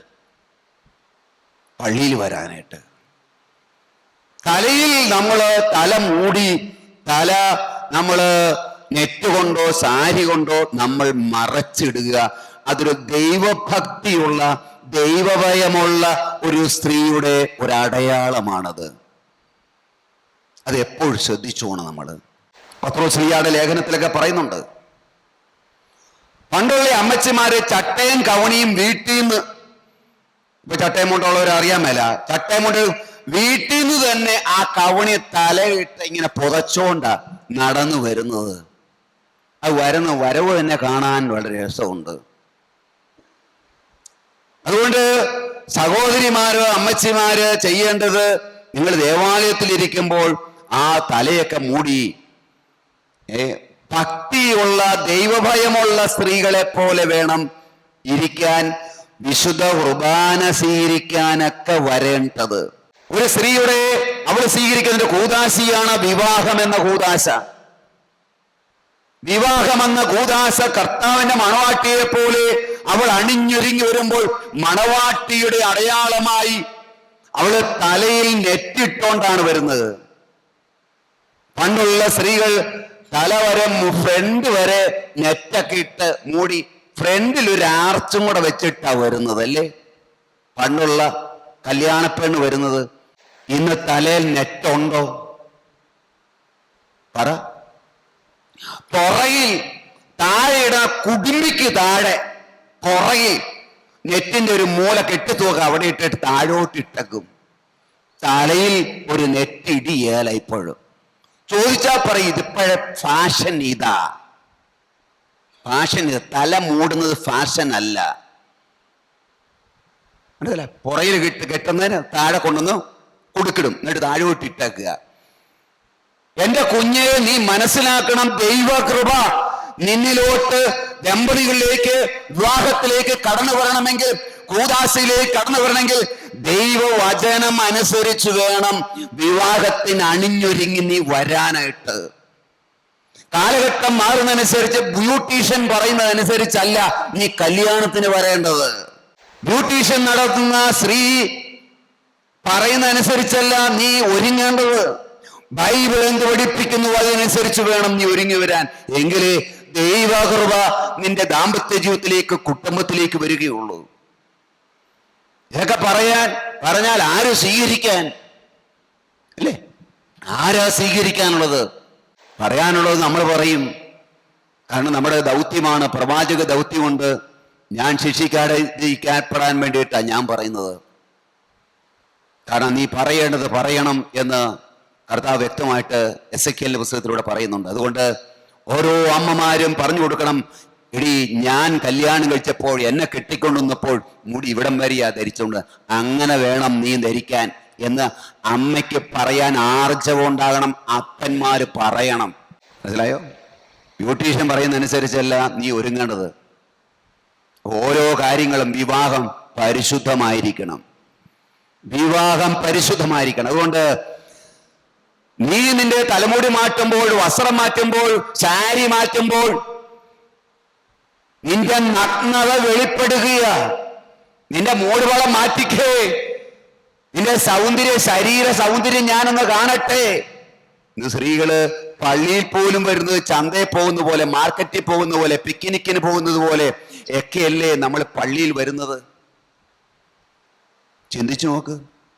പള്ളി വരേണ്ടുമ്പോൾ ഇടേണ്ട വസ്ത്രം ഏതാണെന്ന് ഇപ്പോൾ പിള്ളേർക്ക് അറിയാൻ മേല അല്ലേ? പിള്ളേര് ലേഖനം വായിക്കാൻ ചില പെൺപിള്ളേര് കയറി വന്നു കഴിഞ്ഞാലും ചിലത് ഇട്ടോണ്ട് വരുന്നത് കാണണം. ലെഗിൻസ് ഇവിടെ വരെയും കീറിയത്, ഇത്രയേ ഉള്ളൂ ചിലതൊക്കെ. ഇവളിവിടെ വന്ന് ലേഖനം വായിക്കുമ്പോൾ ഓരോരുത്തരെ നോട്ടം എങ്ങോട്ടായിരിക്കും അറിയാതെ നോക്കിപ്പോകുന്നു. നോക്കാൻ വേണ്ടി നോക്കുന്നല്ല, ഇവളിങ്ങനെ നിൽക്കുമ്പോൾ അറിയാതെ നോക്കിപ്പോകുന്നത്. എന്തിനാ ആവശ്യമില്ലാത്തടത്തോട്ട് പള്ളിയിൽ വിശുദ്ധമായ ചിന്തയോടെ ഇരിക്കേണ്ടവരെ അശുദ്ധ ചിന്തയിലോട്ട് നയിക്കാനായിട്ട് നമ്മുടെ വസ്ത്രധാരണം കാരണമാകും. മക്കളെ, ഒരാൾക്ക് ഇടർച്ചയ്ക്ക് കാരണമാകുന്നുണ്ടെങ്കിൽ അതിന്റെ ശിക്ഷാവിധി എന്നാണ് ബൈബിൾ എഴുതിയിട്ടുണ്ട്. അതുകൊണ്ട് അമ്മമാര്, സ്ത്രീകള് പ്രത്യേകം ശ്രദ്ധിക്കണം. നമ്മുടെ മക്കൾ ഉപയോഗിക്കുന്ന വസ്ത്രം ഏതാ, ധരിക്കുന്ന വസ്ത്രം ഏതാ? നിങ്ങൾ തന്നെ ഇട്ടുകൊണ്ട് നടക്കുന്ന വസ്ത്രം എന്നതാ? ഷാൾ എന്തിനാ ഇട്ടിരിക്കുന്നത്? തലയെക്കൂടെ ഇടാൻ. പിന്നെ ഷാൾ എന്തിനാ? ഇവിടെ മാറു മറയ്ക്കാൻ, പൊറോട്ടിടണം. ഇങ്ങനെ നടന്നു പോകുമ്പോഴേ പൊറോട്ടിടാൻ വേണ്ടിയിട്ട് മാറു മറയ്ക്കാനായിട്ടാ. ഇപ്പൊ അതില്ല. ഇപ്പൊ എന്നാ കഴുത്താലക്കൂടി ഇട്ടില്ല പോരെ? എന്തിനാണ് ഇത് ഉപയോഗിക്കുന്നത് എന്ന് പോലും നമുക്കറിയാൻ മേല. ഇങ്ങനെ ഇട്ടേക്കുക. ഈ ബ്രദർമാരൊക്കെ കുർബാനിക്ക് ഉറാറ ഇടും, തോളെ കൂടെ ഒരു സൈഡിൽ ഇടുന്നുള്ളൂ, അതിലിട്ടോ നടക്കുക. മക്കളെ, തലയിട്ട് ചുറ്റിയിട്ട് ഇട്ട് വൃത്തിയായിട്ട് ശരീരം മറച്ച് ദേവാലയത്തിൽ വരണം. അതുകൊണ്ട് ഏറ്റവും വൃത്തിയിൽ നമ്മൾ നടക്കുന്നവരെ ആർക്കും ഇടർച്ച വരുത്താതിരിക്കട്ടെ. ഹല്ലേലൂയ. സമയം മുന്നോട്ട് പോകുന്നു. അവൾ കരഞ്ഞുകൊണ്ട് സ്വർഗത്തിലേക്ക്, അവളും കുടുംബാംഗങ്ങളും കൂട്ടുകാരും അവളെ കണ്ട എല്ലാവരും കരഞ്ഞു. അപ്പോൾ രണ്ടു ശ്രേഷ്ഠന്മാർ ജനമധ്യത്തിൽ എഴുന്നേറ്റ് വന്ന് അവളുടെ തലയിൽ കൈവച്ചുകൊണ്ട് പറഞ്ഞു, അവൾ കരഞ്ഞുകൊണ്ട് സ്വർഗത്തിലേക്ക് ദൃഷ്ടി ഉറപ്പിച്ച് അവൾ ദൈവത്തിൽ ആശ്രയമർപ്പിച്ചു.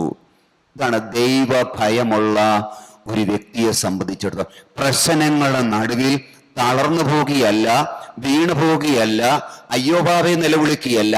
പ്രശ്നങ്ങളുടെ മധ്യേ ദൈവത്തിലേക്ക് കണ്ണുകൾ ഉയർത്തും. സങ്കീർത്തനം പറയുന്ന പോലെ, ഞാൻ എൻ്റെ കണ്ണുകൾ ഉയർത്തും, എൻ സഹായം എവിടെ നിന്ന് വരും? എവിടെ നിന്ന് വരും? സഹായം വരേണ്ടത് സ്വർഗത്തിൽ നിന്ന്, ദൈവത്തിൽ നിന്ന്. ആരാണോ അങ്ങോട്ട് കണ്ണുകൾ ഉയർത്തുന്നത്, അവിടെ നിന്ന് സഹായം വരുന്നത്.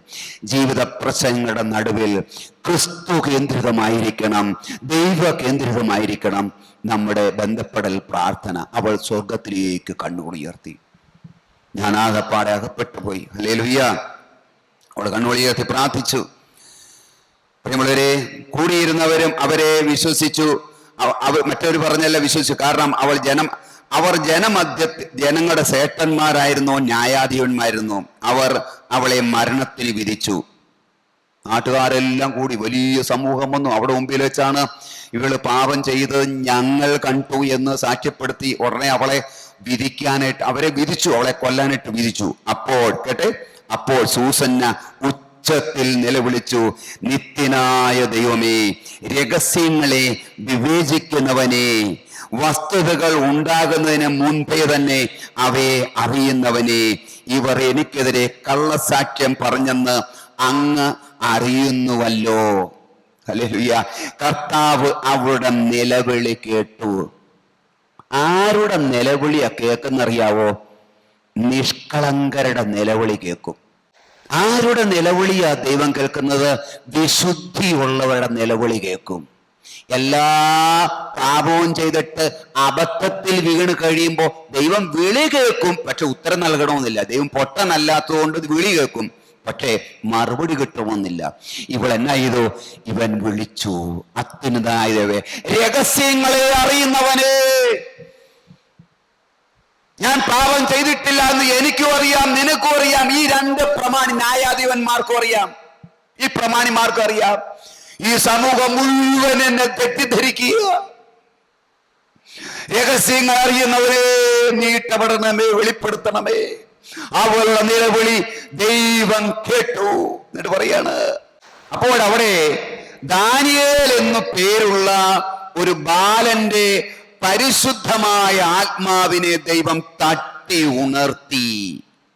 അവൻ ഉച്ചത്തിൽ വിളിച്ചു പറഞ്ഞു, ഇവളുടെ രക്തത്തിൽ എനിക്ക് പങ്കില്ല. കേട്ടെ, ദാനിയേൽ എന്ന് പറയുന്ന ഒരു ബാലൻ അവിടെ പ്രത്യക്ഷപ്പെടുക. ദാനിയേൽ എന്ന ബാലൻ. ഈ ദാനിയേലിനെ കുറിച്ച് നിങ്ങൾ വായിക്കണമെങ്കിൽ 1-ാം അധ്യായം വായിക്കണം. 1-ാം അധ്യായം. ഞാൻ എൻ്റെ ആദ്യത്തെ മോനിട്ട പേര് ദാനിയേൽ എന്നാണ്. കാരണം അവൻ ഉണ്ടാകുന്നതിന് മുമ്പേ ഞാൻ ഈ ദാനിയേൽ എന്നുള്ള വ്യക്തിയുടെ ഈ ദാനിയേലിനെ കുറിച്ച് പ്രസംഗിച്ച് ദാനിയേൽ എൻ്റെ അകത്തൊരു ഹരമായിട്ട് മാറി. ദാനിയേൽ എങ്ങനെയാണ് വിശുദ്ധനായി മാറിയത് എങ്ങനെയാണെന്ന് 1-ാം അധ്യായത്തിൽ എഴുതിയിട്ടുണ്ട്. അവൻ ഇറച്ചിയോ മീനോ മാടോ രാജാവ് ഭക്ഷിച്ച അതിശ്രേഷ്ഠമായ ഒരു ആഹാരവും കഴിച്ചില്ല. പിന്നെയോ വെജിറ്റബിൾ കഴിച്ച് പ്രാർത്ഥനയിൽ ദൈവത്തോട് നേർന്ന ജീവിച്ചത് കൊണ്ട് അവൻ ആത്മീയ കൃപയും അഭിഷേകവും ആ ദേശത്തുള്ള സകല ജ്ഞാനികളെക്കാൾ 10 ഇരട്ടി ജ്ഞാനം കൊണ്ട് നിറഞ്ഞെന്ന് 1-ാം അധ്യായത്തിൽ എഴുതിയിരിക്കുക. അപ്പോൾ എന്തായാലും ദാനിയേലിന്റെ ഉള്ളിലുണ്ടായിരുന്ന ഈ ആത്മാവിനെ ദൈവം എന്നാ ഇത് തട്ടി ഉണർത്തി. ഹല്ലേലൂയ. അപ്പൊ അവിടെ ഒരു ദാനിയേൽ എന്ന് പറഞ്ഞ യുവാവ് ഉണ്ടായിരുന്നു, അവന്റെ ഉള്ളിൽ ആത്മാവ് ഉണ്ടായിരുന്നു. ദൈവം തട്ടി ഉണർത്തി. ഓരോ യുവാക്കന്മാരുടെ ഉള്ളിലും പരിശുദ്ധാത്മാവുണ്ട്. ഈ ശബ്ദം കേൾക്കുന്ന ദൈവജനമേ, യുവാവേ, യുവതി, മാമോദീസ സ്വീകരിച്ചപ്പോൾ മാമോദീസയിലൂടെ ഓരോ ദൈവമക്കളിലേക്കും പരിശുദ്ധാത്മാവ് വന്നു കഴിഞ്ഞു. സ്റ്റൈലി ലേപനത്തിലൂടെ വീണ്ടും അത് ഉറപ്പിക്കപ്പെട്ടു. ഓരോ ക്രൈസ്തവനും പരിശുദ്ധാത്മാവ് നിറഞ്ഞവനാണ്. ആത്മാവ് അവന്റെ ഉള്ളിലുണ്ട്. നീ ആത്മാവിനായി നയിക്കപ്പെടേണ്ടവനാ. ആത്മാവിനെ ജ്വലിപ്പിച്ച് നയിക്കേണ്ടവനാ നീ. പ്രിയമുള്ളവരെ, അവന്റെ ഉള്ളിലെ ആത്മാവിനെ ദൈവം തട്ടി ഉണർത്തി. എന്നിട്ട് അവൻ ഉറക്കെ പ്രഖ്യാപിക്കുക, ഇവളെ വിസ്തരിക്കാതെയാണോ കൊല്ലാൻ കൊണ്ടുപോകുന്നത് എന്ന് സമൂഹത്തിന് വിളിച്ചു പറയുക. ദാനിയേൽ അവിടെ അറിയപ്പെടുന്ന ശ്രേഷ്ഠമായ ഒരു സ്ഥാനമുള്ള വ്യക്തിയാണ്.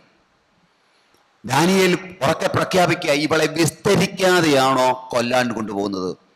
ഉടനെ ഇവന്റെ ഈ അഭിപ്രായം എല്ലാവർക്കും ഇഷ്ടപ്പെട്ടു. അവനെ പ്രധാനമായ ആ സ്ഥലത്തോട്ട്, സ്റ്റേജിലോട്ട് കൊണ്ടുവന്നിട്ട് ഈ 2 പ്രമാണിമാരെ വിളിച്ചു വരുത്തി. എന്നാൽ നമുക്ക് വിസ്തരിക്കാമെന്ന് പറഞ്ഞു. എല്ലാവരും അത് സമ്മതിച്ചു. ഒരാളെ ഇവിടെ നിർത്തിയിട്ട് മറ്റേയാളെ ദൂരോട്ട് മാറ്റി നിർത്തി. മനസ്സിലായോ? ദൂരെ മാറ്റി നിർത്തി. ഓരോരുത്തരും വിസ്തരിക്കാൻ പോവാ. അപ്പൊ ഓരോരുത്തരോട് ചോദിച്ചു, ഇവള് എവിടെ വെച്ച്, എങ്ങനെ, ആരുടെ കൂടെ, എവിടെ വെച്ചാണ് പാപം ചെയ്യുന്നത് നീ കണ്ടത് എന്ന് ചോദിച്ചു. അപ്പോൾ ഈ 1-ാമത്തവൻ പറയാണ്, കരയാമ്പൂ മരത്തിന്റെ ചുവട്ടിൽ വെച്ചാണ് ഇവൻ ഒരു യുവാവുമായിട്ട് ഇവള് പാപം ചെയ്യുന്നത് ഞങ്ങൾ കണ്ടത്. കണ്ടോ? കേട്ടെ? എവിടെ വെച്ചാണ്? കരയാമ്പൂ മരത്തിന്റെ ചുവട്ടിൽ വെച്ചാണ് ഇവള് ഒരുത്തനുമായിട്ട് പാപം ചെയ്യുന്നത് ഞങ്ങൾ രണ്ടുപേരും കണ്ടത്. എല്ലാരും കേട്ടല്ലോ അല്ലേ? അവനെ അങ്ങോട്ട് മാറ്റി നിർത്തി, പുറത്ത് മാറ്റി നിർത്തി, എന്നെ വിളിച്ചു വരുത്തി. നീ പറ, എവള് സൂസന്ന യുവാവുമായിട്ട് പാപം ചെയ്തല്ലോ, ചെയ്ത് അത് എവിടെ വെച്ച്, ഏത് മരത്തിന്റെ ചുവട്ടിലാ പാപം ചെയ്ത്? അവൻ പറഞ്ഞു, കരുവേല മരത്തിന്റെ ചുവട്ടിൽ വെച്ചാണ് അവനുമായിട്ട് പാപം ചെയ്തത് ഞങ്ങൾ രണ്ടുപേരും കണ്ടത്. ഏത് മര? കരുവേല മരം. ഒരുത്തൻ പറഞ്ഞു കരയാമ്പൂ മരം, മറ്റവും പറയുവാണ് കരുവേല മരം. രണ്ടുപേരും രണ്ടു മരത്തിന്റെ ചൂടാ പറഞ്ഞത്. അപ്പോൾ നാട്ടുകാർക്കെല്ലാം മനസ്സിലായി, ഈ പ്രമാണിമാര് പറഞ്ഞത് രണ്ടും കള്ളസാക്ഷ്യമാണ്, നുണയാണെന്ന് അവരുടെ വാക്കിനാൽ തന്നെ അവർ വെളിപ്പെടുത്തി. പ്രിയമുള്ളവരെ, ഇവളെ എങ്ങനെ കൊല്ലാനായിട്ടിരുന്നോ ആ വിധത്തിൽ അവരെ രണ്ടുപേരെയും കൊന്നുകളഞ്ഞു. Price the Lord. കരമുയർത്തി പറഞ്ഞേ ഹല്ലേലൂയ. ഉറക്കെ പറഞ്ഞേ ഹല്ലേലൂയ. ഉച്ചത്തിൽ പറഞ്ഞേ ഹല്ലേലൂയ, ഹല്ലേലൂയ. ഇത് കേട്ടപ്പോൾ അവിടെ കൂടിയിരുന്നവർ ഉച്ചത്തിൽ അട്ടഹസിക്കുകയും തന്നിൽ പ്രത്യാശ അർപ്പിച്ചവരെ രക്ഷിക്കുന്ന ദൈവത്തെ സ്തുതിക്കുകയും ചെയ്തു. ആ രണ്ട് ശ്രേഷ്ഠന്മാർക്ക് നേരെ തിരിഞ്ഞു. കള്ളസാക്ഷ്യം പറഞ്ഞതുകൊണ്ട് അവളെ ശിക്ഷിക്കാതിരുന്നത് പോലെ അവളെ ശിക്ഷിക്കുകയും ചെയ്തു. അങ്ങനെ നിഷ്കളങ്കിയായ ഒരുവൾ അന്നു രക്ഷപ്പെട്ടു. Price the Lord. ഹിൽക്കിയായും ഭാര്യയും മക്കളും തങ്ങളുടെ മകളായ സൂസന്നയെ ഓർത്ത് ദൈവത്തെ സ്തുതിച്ചു. അവളുടെ ഭർത്താവായ യോവാക്കിമും ബന്ധുക്കളെല്ലാവരും അങ്ങനെ ചെയ്തു. എന്നാൽ ലജ്ജാകരമായ യാതൊന്നും അവളിൽ കണ്ടതുമില്ല. അവരെല്ലാവരും കുടുംബമായി ദൈവത്തെ സ്തുതിച്ചു. ലജ്ജാകരമായ ഒന്നും അവളിൽ ഇല്ല എന്ന് അവിടെയുള്ളവർക്കെല്ലാം മനസ്സിലായി. Price the Lord. Hallelujah, hallelujah. പ്രിയമുള്ള ദൈവജനമേ, പ്രിയമുള്ള അമ്മച്ചിമാരെ, ഈ പെൺകുട്ടി വിവാഹം കഴിച്ച് മറ്റൊരു വീട്ടിൽ, മറ്റൊരു ദേശത്തൊരു വീട്ടിൽ ചെന്നപ്പോഴും അവൾക്ക് പ്രലോഭനമുണ്ടായി.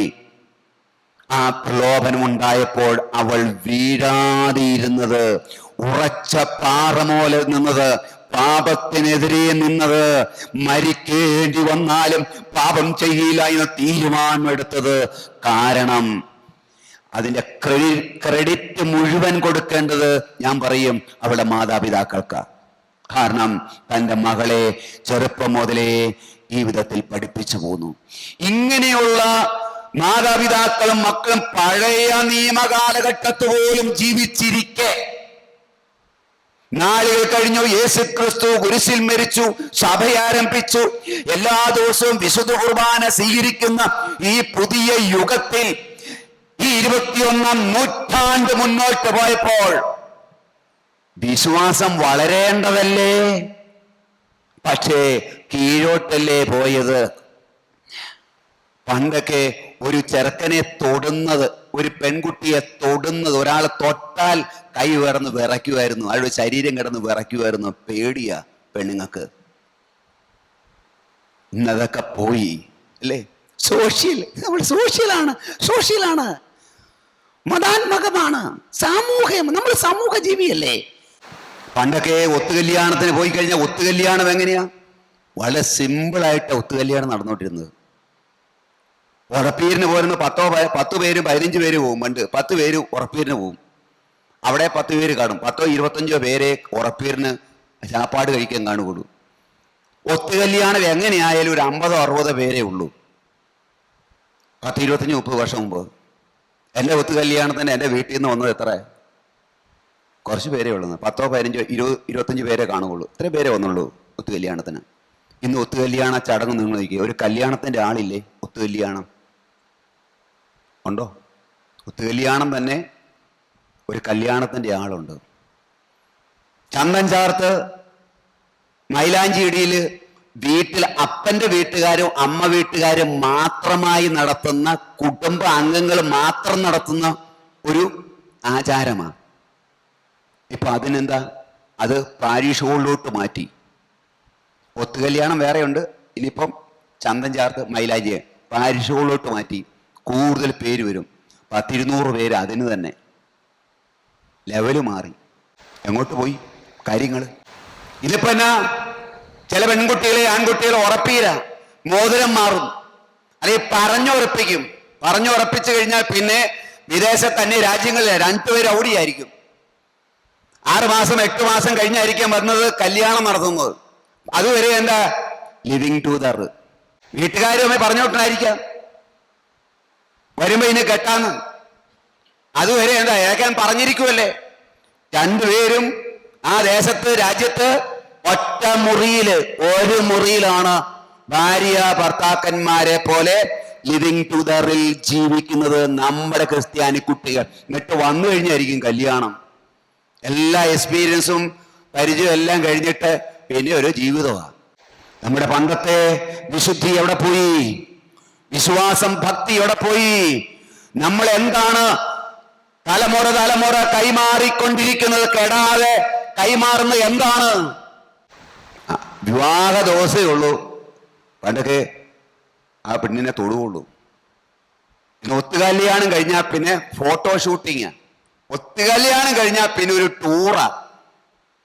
വെള്ളച്ചാട്ടം, കടൽപ്പുറം, കാട്, അരുവി, അവിടോട്ട് പോയി പകുതി വസ്ത്രം ധരിച്ച് നഗ്നത കാണിച്ചു കിടക്കുന്നു, ഇരിക്കുന്നു, ഉമ്മ വയ്ക്കുന്നു, എല്ലാം കാണിച്ച് ഫോട്ടോയിട്ട് നാട്ടുകാരെ മുഴുവൻ ഫേസ്ബുക്കിലിട്ട് കാണിച്ച് ഒരു പരുവാക്കി ചമ്മന്തിയാക്കി എന്നിട്ട് കല്യാണത്തിന് പ്രവേശിക്കുക. ഇങ്ങനെയുള്ള കുടുംബം, ഈ ശബ്ദം കേൾക്കുന്ന വിദേശ രാജ്യങ്ങളിൽ ഇരിക്കുന്ന പ്രിയ തലമുറയെ, നിങ്ങൾക്ക് ഉണ്ടാകുന്ന കുഞ്ഞുങ്ങൾ വിശുദ്ധരാകണമെന്ന് നീ ശഠിച്ചാൽ അത് നടക്കുകയില്ല. ദാനിയേലച്ചൻ പറയും, ഈ എല്ലാവിധ പാപവും ചെയ്തിട്ട് കല്യാണത്തിന്റെ തലേദിവസം വന്നൊരു കുമ്പസാരം, അതെന്നാ കുമ്പസാരമായിരിക്കും? അങ്ങനെ നിർബന്ധിച്ച് ഞെക്കിച്ചാടിച്ചുള്ളൊരു കുമ്പസാരം നടത്തിയിട്ട് നിന്റെ മക്കൾ ഒരു വിശുദ്ധനെ പോലെ ഇരിക്കണമെന്ന് നീ ആഗ്രഹിച്ചാൽ അത് നടക്കുവോ? അത് നടക്കുകയില്ല. അതുകൊണ്ട് പുതിയ തലമുറ യുവജനങ്ങൾ ഈ സൂസൈനിൽ നിന്ന് പഠിക്കട്ടെ, യോസഫിൽ നിന്ന് പഠിക്കട്ടെ, ദാനിയേലിൽ നിന്ന് പഠിക്കട്ടെ. ഞാൻ പെണ്ണ് കാണാൻ ചെന്നപ്പോൾ ഞങ്ങൾ പ്രാർത്ഥിക്കുന്ന ഇവിടെ പൊളയ്ക്കപ്പെടില്ല, പുന്നത്രയില ഞാൻ താമസിക്കുന്നത്. പ്രാർത്ഥന കഴിഞ്ഞു പെണ്ണ് കാണാൻ ചെന്നപ്പോൾ ഞാൻ പ്രാർത്ഥിച്ചു, ബൈബിളുമായിട്ടാണ് പോയത്. പ്രാർത്ഥന കഴിഞ്ഞപ്പോൾ അപ്പനും അമ്മയ്ക്ക് സ്തുതി കൊടുത്തു, അതിൻ്റെ കൂടെ ഈ കെട്ടാൻ പോകുന്ന പെണ്ണിന് ഞാൻ സ്തുതി കൊടുത്തപ്പം കൈ മുട്ടണ്ടേ, കൈ മുട്ടിപ്പോ അവിടെ കടന്ന് കഴിയും വിറയ്ക്കാന്ന് എന്നോട് പിന്നീട് പറഞ്ഞത്. കാരണം ഒരാണ് തൊട്ടിട്ടില്ല. മനസ്സിലായോ? എൻ്റെ മക്കളെ, ഈ ശബ്ദം കേൾക്കുന്ന പ്രിയമുള്ള മക്കളെ, നിന്റെ ശരീരത്ത് ഒരു വ്യക്തി തൊടുന്നത്, ആരെങ്കിലും തൊടുന്നുണ്ടെങ്കിൽ കൂദാശയിലൂടെ, വിവാഹത്തിലൂടെ ചേർക്കപ്പെടുന്ന വ്യക്തി വിവാഹം കഴിഞ്ഞിട്ടേ തൊടാവുള്ളൂ. മാതാവും യൗസേപ്പിതാവുമായിട്ട് ഒത്തുകല്യാണം കഴിഞ്ഞു, മോതിരമാറ്റം നടന്നു. യൗസേപ്പിതാവും മാതാവും മോതിരമാറ്റം നടന്നു. അത് കഴിഞ്ഞപ്പോഴാണ് പരിശുദ്ധാത്മാവിനാൽ ഗർഭം ധരിച്ചത്. അപ്പൊ മറിയം വെപ്രാർത്തി പറയോ, ഞാൻ പുരുഷനെ അറിയുന്നില്ലല്ലോ, പിന്നെ എങ്ങനെ സംഭവിക്കുന്നേ? പുരുഷനെ ഞാൻ അറിയുന്നില്ലല്ലോ, ഒത്തുകല്യാണം കഴിഞ്ഞു, പക്ഷേ ഈ പുരുഷനുമായിട്ട് എനിക്ക് ഒരു ബന്ധവുമില്ല, പിന്നെ എങ്ങനെ ഞാൻ ഗർഭിണിയാകുന്നേ? ഇത് കല്യാണത്തിന് മുമ്പേ എത്രണ്ണം കഴിഞ്ഞിട്ടാ നമ്മളിപ്പോ വരുന്നേ അല്ലേ? എന്നിട്ട് മാതാവിനോട് ഭയങ്കര പ്രാർത്ഥനയാ, നന്മ നിറഞ്ഞ മറിയമേ എനിക്കൂസ്തി ആമേ. എന്നോ പ്രാർത്ഥനയാ, എത്ര കൊന്തിയാ? 200 കൊന്ത അല്ലെ, 5 കൊന്തയൊക്കെ ചെല്ലിക്കോണം. എല്ലാ ദിവസവും കയ്യെ ചുറ്റിക്കൊണ്ട് നടക്കുന്ന മാതാവിനോട് പ്രാർത്ഥനയാ. മാതാവിൽ നിന്ന് നിങ്ങൾ പഠിക്കുന്നവരായി മാറുക, പരിശുദ്ധ അമ്മയിൽ നിന്ന് പഠിക്കുന്നവരായി മാറുക, അവളുടെ ജീവിതം നമ്മൾ സ്വീകരിക്കുക. പ്രിയമുള്ളവരെ, നമ്മുടെ മക്കൾ, പെൺകുഞ്ഞുങ്ങൾ, ആൺകുട്ടികൾ ഈ ഫോട്ടോഷൂട്ടിന്റെ ഒക്കെ പുറകെ പോയത് വിവാഹം കഴിഞ്ഞിട്ട് ചെയ്യേണ്ട കാര്യങ്ങളാ. മനസ്സിലായി? നിങ്ങൾ അനുവദിച്ചു കൊടുത്തിട്ടല്ലേ അപ്പ നിങ്ങൾ അവര് ചെയ്യുന്നേ? കാരണം എന്താ? അവളുടെ കാശുണ്ട് അല്ലേ? അവളാണ് കല്യാണം നടത്തുന്നത്, ചെലവ് മുഴുവൻ അവളാണ് നടത്തുന്നത്. അവള് പറയുന്ന പോലെ ഇപ്പൊ കാര്യങ്ങൾ നടക്കുന്നത്. വിശ്വാസവും ഭക്തിയൊക്കെ മാറിയിരിക്കും, അത്രേ ഉള്ളൂ. കണ്ട, കയ്യൂക്കുള്ളവൻ കാര്യക്കാരൻ. എന്നിട്ട് പള്ളി വന്ന് പേരിന് കൂതാശ നടത്തിയാൽ അതിനകത്തോട് എന്നാ കൃപയാ അങ്ങോട്ട് വരുന്നത്. വീട്ടോട്ട് ചെന്ന് കഴിയുമ്പോ പിന്നെ എന്നാ കുടിയാ. ഒന്ന് ആലോചിച്ച് നോക്കി. പള്ളിയിൽക്കകത്ത് കയറിക്കഴിഞ്ഞാൽ ഒരു പ്രാർത്ഥനയില്ല, ഒച്ചയില്ല, ശബ്ദമില്ല, മിണ്ടിയ വായിക്കകത്തോട്ട് കുത്തി ഇറക്കണം നാക്കൊണ്ടോന്ന് അറിയണമെങ്കിൽ. പക്ഷെ ഓഡിറ്റോറിയത്തിലോട്ട് ചെന്ന് തുള്ളിച്ച ഡാൻസ് മറിഞ്ഞ് അല്ലേ, അതങ്ങനെ ചെയ്യണമെങ്കിൽ അകത്തോട്ട് ആദ്യം കുറച്ച് ചെല്ലണം, ചെല്ലാതെ പറ്റിയല്ല. അയ്യോ എൻ്റെ പുറത്തറ ഇതൊക്കെ അവര് ചെയ്യുന്ന പിള്ളേര് ചെയ്യുന്നല്ലേ അല്ലേ. ഇന്നത്തെ നമ്മുടെ പെണ്ണുങ്ങൾക്ക് ഇപ്പൊ കുടിക്കാത്ത ആളെ ഇഷ്ടമില്ല. ആലോചിച്ച്, ചില പെണ്ണുങ്ങൾക്ക് ശകലം കുടിക്കുന്ന ചെറുക്കന്മാരെ ഇഷ്ടം, എന്നാലേ അവക്കും കുടിക്കാൻ പറ്റുള്ളൂ. കുറെ കുപ്പി വാങ്ങിച്ചുകൊണ്ടിരുമ്പോ ഞാൻ പറഞ്ഞത് ഈ ഭക്തിയും പ്രാർത്ഥനയും ഇതൊക്കെ ഈ എവിടെ നിൽക്കുന്നു പറ. നിങ്ങളുടെ ജീവിതം എവിടെ നിൽക്കുന്നു? ഭക്തി എവിടെ നിൽക്കുന്നു? നിങ്ങൾ ആത്മാർത്ഥതയുണ്ടോ നിങ്ങൾക്ക് പ്രാർത്ഥിക്കുന്നതിന്, പ്രാർത്ഥനയിൽ, ഈ ഭക്തിയിൽ? പ്രിയമുള്ളവരെ, ഉറച്ച തീരുമാനം, നിലപാടുകൾ, നമുക്ക് നിലപാടുകൾ എടുക്കണം. നിങ്ങളെ മാറ്റി നിർത്തും, ഒറ്റപ്പെടുത്തും സമൂഹം. അങ്ങനെ ഒറ്റപ്പെട്ട് ജീവിക്കുന്നവനാ ഞാൻ. ഞങ്ങളുടെ സമൂഹത്തിലൊക്കെ, ഞങ്ങളുടെ അവിടെയൊക്കെ ഇവൻ ഇന്ന കാറ്റഗറിയിൽ പെട്ടവനാണെന്ന് എല്ലാരെയും ഒന്ന് വിധിച്ചു വെച്ചിരിക്കുക. ഏതൊരു വിശുദ്ധന്മാരും നിങ്ങൾ ചരിത്രം എടുത്ത് നോക്കുവോ, അവരെല്ലാം ആ സമൂഹത്തിൽ ഒറ്റപ്പെട്ട് ജീവിച്ചവരാ, അവരെ മാറ്റി നിർത്തിയവരാ. ജീവിച്ചിരിക്കെ വേദനകൾ, യാതനകൾ അനുഭവിച്ചാൽ വിശുദ്ധ ജീവിതത്തിന് ഒരു വേർപാട് ജീവിതം ആവശ്യമാണ്. ഈ സമൂഹത്തിലാണെങ്കിലും സമൂഹത്തിന്റെ പാപത്തോട് ചേരാതെ ജീവിതം നയിക്കണം. ഹല്ലേലൂയ പറക പറഞ്ഞേ, ഹല്ലേലൂയ പറകെ, ഹല്ലേലൂയ ഹല്ലേലൂയ. അച്ഛൻ വന്ന് വീട് വഞ്ചരിക്കണം അല്ലേ. ഞാനൊരു വീട് വെച്ചു, ആ വീട് മണ്ണ് മാറ്റണം, പാറ കീറണം, ഒത്തിരി പരിപാടിയുണ്ട്. മണ്ണ് മാറ്റുന്ന ചടങ്ങ് മുതൽ, പാറ കീറുന്ന ചടങ്ങ് മുതൽ, അടുത്തറ കെട്ടുന്ന ചടങ്ങ്, അങ്ങനെ എല്ലാം ഉണ്ട്. ആ പണി തുടങ്ങി പെരപണി തീരുന്നത് വരെ പണിക്കാർക്ക് ഒരു ഗ്ലാസ് മദ്യം പോലും കൊടുത്തില്ല. അതിനെ കൊടുക്കാതിരിക്കാൻ പറ്റുമോ? പറ്റും, സാധിക്കും. അവർ പെര പണിയാതിരിക്കുകയല്ലേ, അവർ പണിയും, അതിനല്ല കൂലി കൊടുക്കുന്നത്. അവർ നന്നായിട്ട് പണിയാൻ വേണ്ടിയിട്ടാണ് നമ്മൾ ഇടയ്ക്കിടയ്ക്ക് കുപ്പി വാങ്ങിച്ചു കൊടുക്കുന്നത്. പണിയിടാ, അല്ലെ അവർ ഉഴപ്പുന്നു. നമ്മുടെ ധാരണയാണ്, പിശാച് നമുക്ക് തരുന്ന ധാരണയാണ്. കുപ്പി പൊട്ടിച്ച് മദ്യം നന്നായിട്ട് എല്ലാവരും കുടിപ്പിച്ചിട്ട് ആ പെരക്കകത്തല്ലേ നീ കിടന്നുറങ്ങണ്ടേ അല്ലേ, ആ വീടിനകത്ത് കിടന്നുറങ്ങണ്ടേ. നിങ്ങളൊരു സമാധാനം വേണമെന്ന് പറഞ്ഞാൽ, കുഞ്ഞുങ്ങൾ വഴിപഴച്ച പോകരുതെന്ന് പറഞ്ഞാൽ അത് ശരിയാകുമോ? ലോജിക്കുണ്ടോ? എന്തെങ്കിലും ലോജിക്കുണ്ടോ? ഇല്ല. അപ്പോൾ ഞാൻ പറഞ്ഞ കാര്യങ്ങളെക്കുറിച്ച് അവധാനപൂർവം ശാന്തമായി മറിയം ഹൃദയത്തിൽ സംഹരിച്ചതുപോലെ സംഹരിച്ച് ഒന്ന് ധ്യാനിക്കുക, ചിന്തിക്കുക. ആരെങ്കിലും ഒരാളെങ്കിലും ഈ ശബ്ദം കേട്ട് ഒരുറച്ച തീരുമാനമെടുക്കാൻ നിങ്ങൾ ഒരു സ്റ്റെപ്പ് വെച്ചാൽ ഇന്നത്തെ ധ്യാനം വിജയിച്ചു. എനിക്കറിയാം നിങ്ങൾക്ക് ബുദ്ധിമുട്ടാണെന്ന് എനിക്കറിയാം, ഇതൊക്കെ നിങ്ങളുടെ തലയുടെ മുകളിൽ കൂടിയാ പോകുന്ന എനിക്കറിയാം. പക്ഷേ ഞാനിത് എന്നിട്ടും പറയുന്നതിന് കാരണം ദൈവം എന്നെ മേലെ ഏൽപ്പിച്ച ദൗത്യം ഞാൻ ചെയ്യുക. എൻ്റെ ശിക്ഷാവിധിയിൽ നിന്ന് ഞാൻ ഒഴിവാകാൻ വേണ്ടിയിട്ടാണ്. ഞാൻ പറയേണ്ടത് പറഞ്ഞില്ലെങ്കിൽ എന്നെ ശിക്ഷാവിധി വരുന്നതുകൊണ്ടാണ്. നിങ്ങളിത് കേട്ടാൽ നിങ്ങൾക്ക് പ്രയോജനമുണ്ട്. നിങ്ങളുടെ കുടുംബം, കുഞ്ഞുങ്ങൾ, തലമുറ അനുഗ്രഹിക്കപ്പെടാൻ വേണ്ടിയിട്ട് മാത്രമാണ് പറഞ്ഞത്. ഇത് കർത്താവിൻ്റെ ഉപദേശമാണ്.